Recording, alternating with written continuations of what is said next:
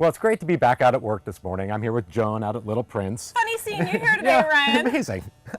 And so we have this great selection of plants that we're looking at today. What do we have?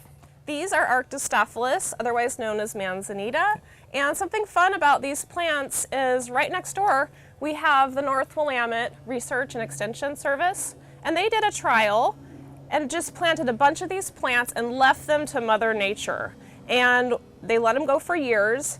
And once they decided to end that trial, they let us go out and take cuttings of the most successful, hardy, beautiful Manzanitas. Right? I went up to that trial, which was amazing to see all the different varieties that were up there. And they had, 50 to 100 different varieties of the Manzanitas up there.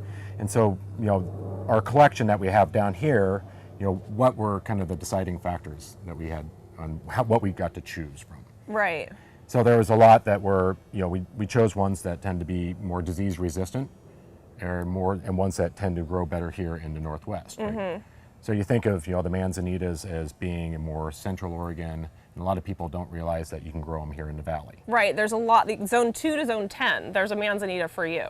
Right, and so in here in the Northwest with, the heavier winters and wetter winters and the dry summers, there's a lot of different varieties that you can actually put in. And they do really, really well in drought tolerant areas, like a health strip that we like to talk about, or if you have a pot that you just never want to water, this is the plant, because they don't like a lot of water, right? And it looks like there's a wide variety of different shapes and sizes and growth habits, right? Right, we have these really tall ones that are going to turn into shrubs or even trees if you let them. You can, as they grow, you can limb them up to show this beautiful bark.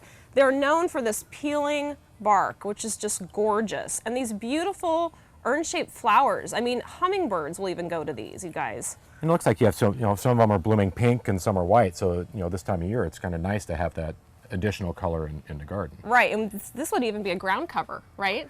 Right, yeah, because there's definitely some that, we're used to the real carpeting, but you have some that'll be, a 3-foot shrub or an 8-foot shrub or a 10-foot shrub. It's kind of nice, and especially just to accentuate, that bark color, like you said. Mm-hmm. And different leaf colors. I mean, it's the shape of the leaves, and I didn't, there's so many different varieties to choose from. Right, this one almost has like a fuzzy quality, where this one over here is shiny.